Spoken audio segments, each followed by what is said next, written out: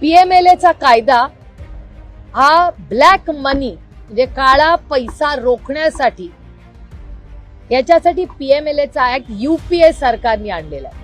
PMLA act मध्ये असं लिहिलेलं आहे, हा तो पीएमएलए ऍक्ट चा कागद आहे, तुम्हाला सगळ्यांनाच माहिती आहे, त्याच्यात काही नवीन नाही.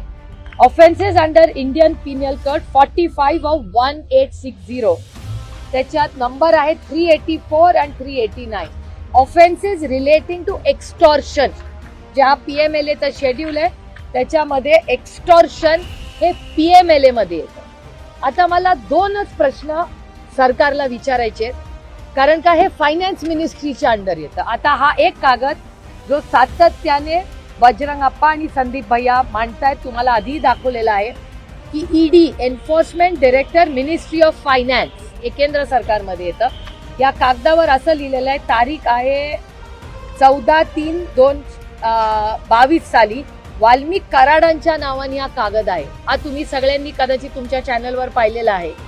हा finance ministry government of India हा कागद आहे, त्याची ही नोटीस आहे, ही तुम्ही पाहिलेली असावीच मला वाटतं. हा झाला पहिला मुद्दा, हा पीएमएलएचा आहे.